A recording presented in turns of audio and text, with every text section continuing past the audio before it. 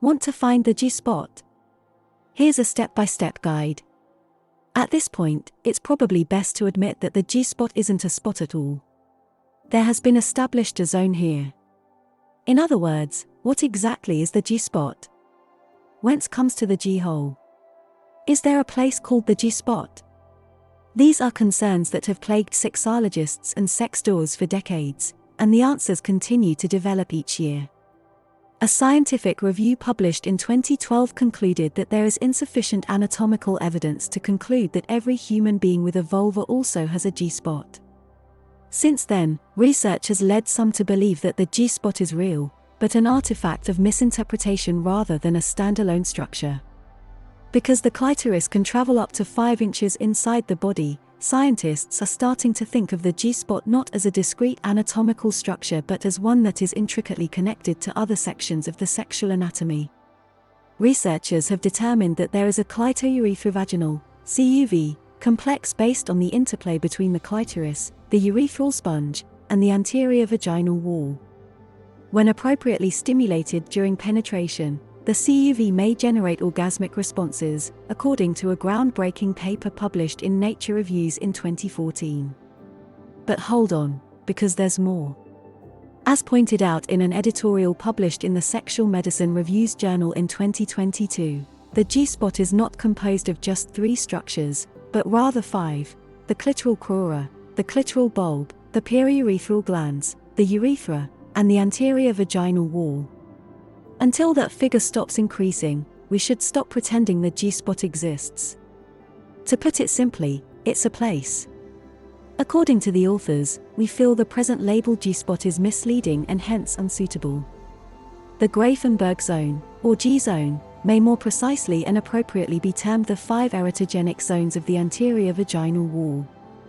However you refer to it, the G-spot is a pleasure center, and some vulva owners can induce orgasm by stimulating it from within the vagina.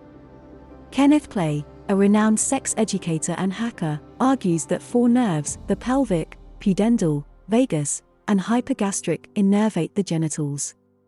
Each of these nerves travels through the body in a different route. According to the author, the vagus nerve, which innervates the deepest portion of the vagina, travels through the body in a more radiating, full-body orgasm, whereas the pudendal nerve, which innervates the clitoris, goes directly up the spine, resulting in a more localized experience. Some vulva owners still don't believe they have a G-spot. Only 56% of 1,800 vulva owners polled by British researchers indicated they believed they possessed a G-spot, which isn't great news for dudes hoping to find orgasmic riches at the tip of their fingers. But don't let that discourage you from trying anyhow, unless your partner tells you that they prefer you keep things to their external clitoris. To add insult to injury, Emily Morse, presenter of the podcast Sex with Emily, claims that partners will enjoy the hunt for the G-spot even if they can't have orgasms when they find it. Discover where the G-spot is and how to activate it with this information. Get warmed up first. Since you will be placing your hands in a delicate area, Morse advises that you wash them thoroughly and cut your fingernails short before proceeding. Because of its secluded position, fingers are usually most successful in finding and stimulating the G-spot, she says. In sex relationships, as in other relationships, foreplay is crucial, says Morse. For many minutes before getting down to business, focus on kissing and caressing your partner's lips, breasts, butt, and other non-genital hot areas. Morse explains that the G-spot is made up of tissue that swells when it becomes aroused. It's considerably simpler to identify your partner's pleasure threshold if they're already feeling attracted to you. Morse suggests using a little lube even if your partner is already damp from foreplay. Without a certain level of attention and tranquility on their part, Play says, your partner won't be able to truly enjoy the experience and reach orgasm. The importance of creating a safe space where people may open up and pay close attention to their senses is understated. This may involve doing things like arranging your bedroom so it's a relaxing place to play, paying close attention to your partner during the session, or even teaching them to concentrate on the physical feelings they're experiencing. Their G-spot and how to find it. Before we get into that, though, let's give props to the guy who first figured it out. German astronomer Ernst Grafenberg, for whom the G-spot is named, first described it in the 1940s. The G does stand for Grafenberg, however you probably shouldn't ask whether you're hitting the Grafenberg spot when you're making love to your significant other. Like Christopher Columbus discovering America, Grafenberg discovered the G-spot by identifying something that had existed before he arrived. Remember that your partner knows far more about their anatomy than you do, and they can probably show you where their G-spot is if you ask them if they want to show you.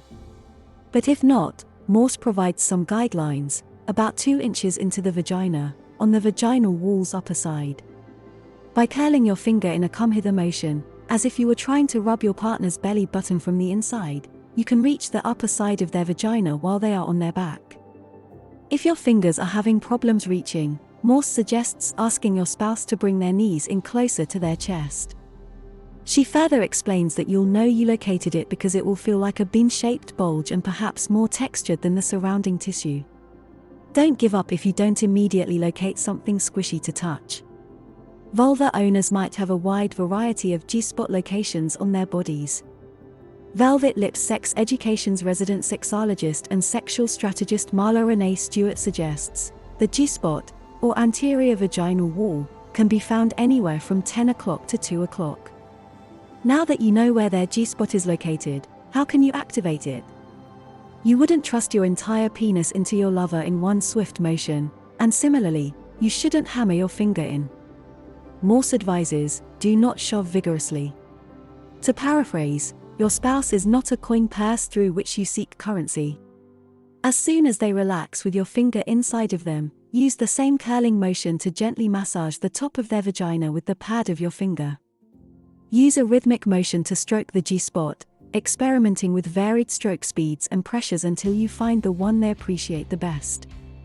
Do not speed up or increase the pressure if your partner isn't providing you feedback, as Morse warns. Find out how they're reacting, and then modify your technique accordingly. Enhancing G-spot activation by Morse suggests using your free hand to press on your spouse's belly, right above the top line of their pubic hair, if you've made it to the G-spot and your partner is into it.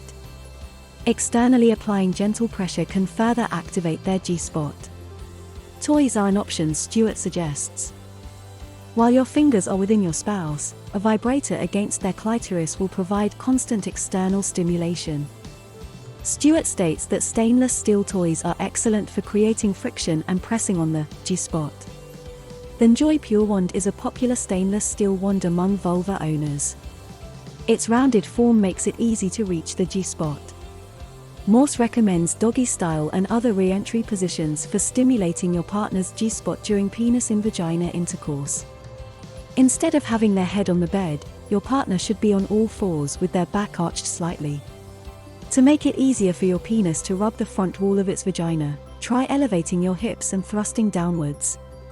Stewart suggests adopting a stance that gives your partner the upper hand. In the lotus position, when both couples sit face to face and wrap their arms and legs around each other, your spouse can control the pressure by leaning forward or backward, just as they can in the cowgirl and reverse cowgirl positions. Assume nothing if your partner ejaculates or squirts during the act of making love. Some vulva owners experience a highly delightful sensation when stimulated at the G-spot regularly, as this leads to the secretion of fluid from the Skene's glands via the urethra. Throw down a towel first if you know your companion is a squirter during penetration. Your partner can then focus on the experience, rather than on whether or not they will wet the sheets. Discover your partner's preferred G-spot stimulation method and method of application. Once you've located the optimal pressure level, Play advises gradually increasing it until it's just a hair too much and then gradually lowering it until it's at the point where it's no longer too much. Now, go out and have some fun discovering new places.